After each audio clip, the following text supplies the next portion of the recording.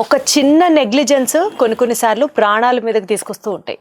100% మనం ఏదైనా ఒక టాబ్లెట్ వేసుకుంటున్నాం అంటే ఒళ్ళు దగ్గర పెట్టుకొని ఆ మందును కరెక్ట్గా వాడుతున్నామా, డాక్టర్ చెప్పిన డోసేజ్ తీసుకుంటున్నామా, రైట్ టైంకి వాడుతున్నామా అన్న ఆ అజ ఉండాలి అన్నది మాత్రం చాలా ఇంపార్టెంట్.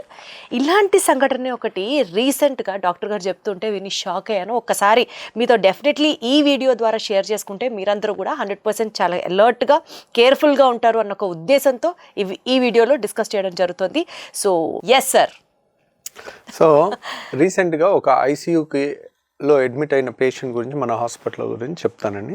ఆ పేషెంట్ ఏంటంటే మన దగ్గర గ్యాస్ ట్రబుల్కి ఎప్పటి నుంచో వస్తూ ఉన్నారు.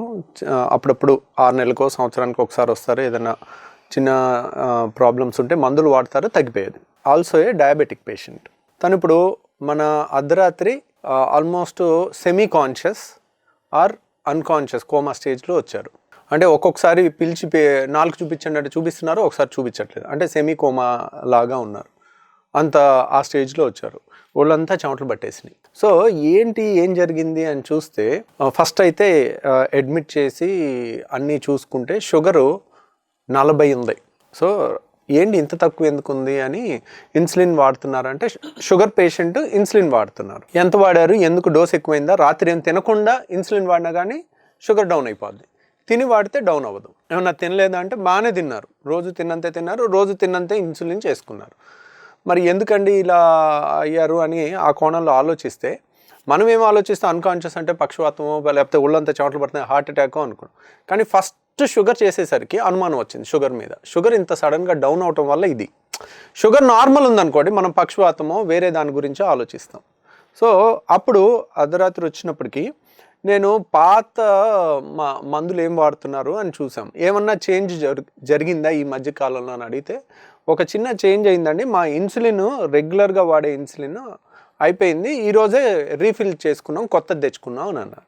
2 ఇన్సులిన్ మరి ఏమన్నా ఇన్సులిన్ కాంపోజిషన్ కానీ ఇన్సులిన్లో కూడా 10-20 రకాలు ఉంటాయి, ఏమన్నా మారిందా, పేరు మారిందా లేకపోతే డోస్ మారిందా అని చూస్తే లేదు సార్, ఇదిగోండి మీరు ఏ పేరు నేను వాడుతున్నానో అదే వెళ్ళి తెచ్చుకున్నామని వాళ్ళ ఇంట్లో వాళ్ళు చెప్పారు. ఆయన చేసిన ఒకే ఒక తప్పు ఏంటంటే దాని పేరు హ్యూమన్ ఇన్సులిన్ అని కానీ హ్యూమన్ మిక్స్టెడ్ అని కానీ యాక్ట్రాపిడ్ అని కానీ ప్రతి ఇన్సులిన్ 2 డోసులు ఉంటుంది.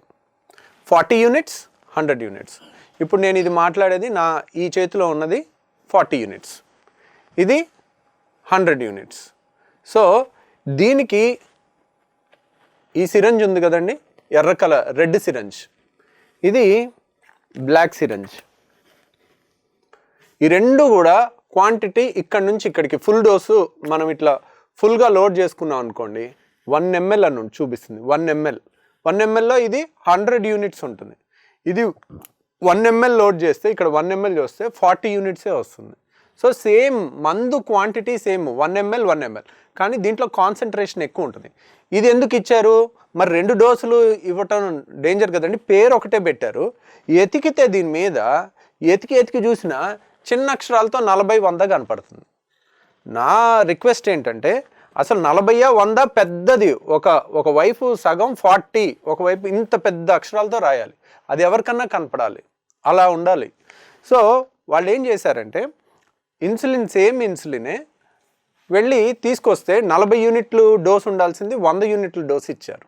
దాంతో వాళ్ళు రోజు ఏంటంటే 40 యూనిట్ల ఇన్సులిన్కి ఎర్ర పెన్ను వాడాలి, 100 యూనిట్ల ఇన్సులిన్కి బ్లాక్ పెన్ను వాడాలి. ఇది నల్లది చూశారు కదా, ఇది నల్ల పెన్ను, ఇది ఎర్ర పెన్ను. సో రోజు వాడేది రెడ్ దాంతో వాడుతున్నారు, 40 యూనిట్లు వాడుతున్నారు. మరి ఇది 100 యూనిట్ల ఇన్సులిన్ పవర్ ఉన్నది వాళ్ళకి కొత్తగా అయిపోయిందని తెచ్చుకుంటే ఈ 100 యూనిట్లు తీసుకుని దీంట్లో 40 యూనిట్స్ అని తీసుకుంటే 1 cc అయ్యేసరికి ఇది 100 యూనిట్లు.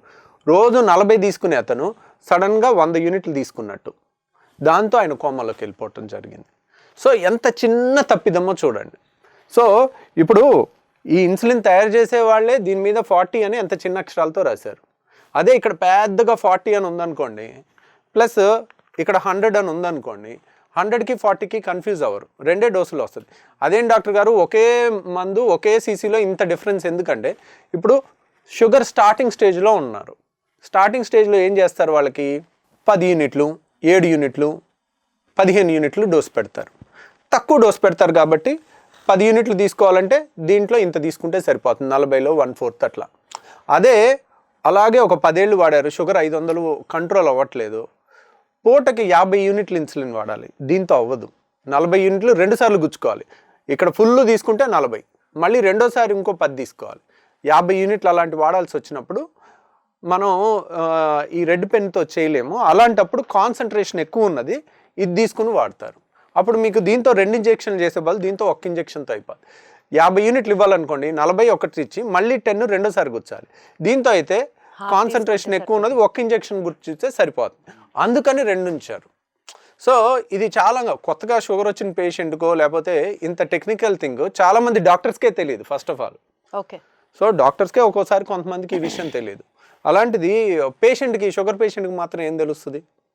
కాబట్టి ఇది ఇట్లాంటివి షుగర్ ఉన్నవాళ్ళు ప్రతిదీ తెలుసుకుంటూ ఉండాలి. ఈరోజు మీకు షుగర్ ఉంది, ఈరోజు మీకు ఇన్సులిన్ లేదు, కానీ ఇన్సులిన్ గురించి తెలుసుకుంటే రేపొద్దున 10 ఏళ్ల తర్వాత మీరు ఇన్సులిన్ మీదకి వెళ్ళారనుకోండి, ఓహో ఇలాంటిది ఒకటి ఉంటుంది 40 యూనిట్లు 100 యూనిట్లు, దానికి దీనికి కన్ఫ్యూజ్ అయితే కోమాలోకి వెళ్ళి అంత సీరియస్ అవుతుంది, ఓవర్ డోస్ అయ్యి అనేది ఒకటి మీరు ఇన్క్విజిటివ్గా అడుగుతారు. అడిగితే అలాంటి తప్పులు జరిగే అవకాశం తక్కువ ఉంటుంది. సో అలా చూసుకుంటే ఇప్పుడు ఐసీయూకి సడన్గా వచ్చి మనకి అక్కడ ఏ షుగర్ చేయాలని చేయలేదనుకోండి, ఫస్ట్ అన్కాన్షియస్ పేషెంట్కి షుగర్ చెయ్యాలి, చేయకుండా ఏదో పక్షవాతం వచ్చేసింది అన్కాన్షియస్ అయిపోయాడని ఏఎంఆర్ఐకి తీసుకెళ్ళాను అనుకోండి, ఎంఆర్ఐలో గంట లేట్ అయింది అనుకోండి, ఆ టైంకి ప్రాణం పోద్ది ఇక్కడ. సో అక్కడ చిన్న సమయస్ఫూర్తి కూడా అన్ని చోట్ల అన్నిసార్లు టైంకి దొరకాలి కదా, మనకి ఇది తెలియాలి అది తెలియాలి. కాబట్టి ప్రాణాల మీదకి తెచ్చుకోకండి, చిన్న చిన్న ఇన్ఫర్మేషన్ మీరు చూసుకోండి.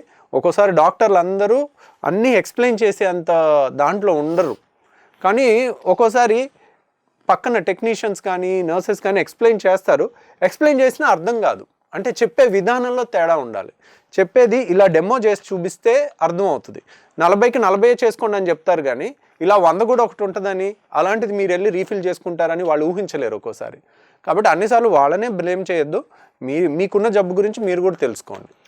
సరే, ఇన్సులిన్ అయితే మనం ఇప్పుడు మీరు ఎక్స్ప్లెయిన్ చేసి చూపించారు చాలా క్లియర్గా, బట్ అదర్వైజ్ ఆల్సో ఇందాక ఒక మాట అన్నారు చూడండి, రాత్రి ఏం తినకుండా కనుక టాబ్లెట్ వేసుకుంటే షుగర్ డౌన్ అయిపోయే పరిస్థితి ఉందని, అలాంటి పొరపాట్లు కూడా చేస్తుంటారు సార్ చాలా మంది తెలియక?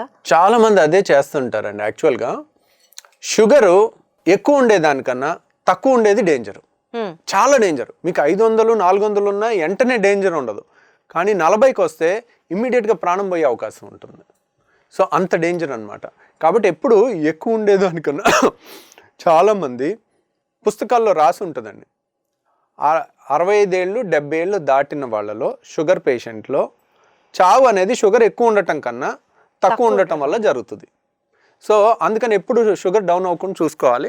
ఇన్ కేస్ మీకు ఈరోజు రాత్రి తినాలని లేదు, మీకు వామిటింగ్ సెన్సేషన్ ఉంది, జ్వరం వచ్చింది, ముసుగుదని పడుకుంటున్నారు, ఏం తినబుద్ధి కావట్లేదు, ఇన్సులిన్ చేసుకోకండి. సో ఇన్సులిన్ చేసుకుని తినకపోయినా, షుగర్ ట్యాబ్లెట్ వాడి తినకపోయినా, షుగర్ ట్యాబ్లెట్లో కూడా గ్లిమిపెరైడ్ గ్లిక్లజైడ్ అని ఉంటాయి. ఈ 2 వాడినప్పుడు ఖచ్చితంగా తినాలి. కొత్తగా లేటెస్ట్ కొత్త మందులు వచ్చినాయి. ఇప్పుడు విల్డాగ్లిప్టిన్, సీటాగ్లిప్టిన్, తర్వాత డపాగ్లిఫ్లోజను, ఎంపాగ్లిఫ్లోజను, ఇట్లాంటి వాటికి మెట్ఫార్మిన్కి తినపోయినేం కాదు. ఓకే. సో అంటే అన్నం తినపోయినేం కాదు. అలానే మెట్ఫార్మిన్ ఎంటీ స్టమక్లో వాడకూడదు, ఓకే, మజ్జిగన్న తాగి అప్పుడు వాడాలి, దానికి గ్యాస్ట్రైటిస్ ఉంటుంది కొంత. కాబట్టి అట్లా, అంతేగాని ఫుల్గా తినాల్సిన అవసరం లేదు. ఇవన్నీ షుగర్ని డౌన్ చేయవు. నేను చెప్పిన మెట్ఫార్మిన్ కానీ, విల్డాగ్లిప్టిన్ కానీ, సిటాగ్లిప్టిన్ కానీ, ఎంపాగ్లిఫ్లోజన్ కానీ, డపాగ్లిఫ్లోజన్ కానీ, పయోగ్లిటజోన్ కానీ, ఇవన్నీ కూడా షుగర్ని డౌన్ చేయవు, పెరగకుండా ఆపుతాయి. కానీ గ్లిమిపెరైడ్ కానీ, గ్లిక్లజైడ్ కానీ, గ్లిబిన్కిలమైడ్ కానీ, తర్వాత ఇన్సులిన్ కానీ ఉన్న షుగర్ని టప్పుని డౌన్ చేసేస్తాయి.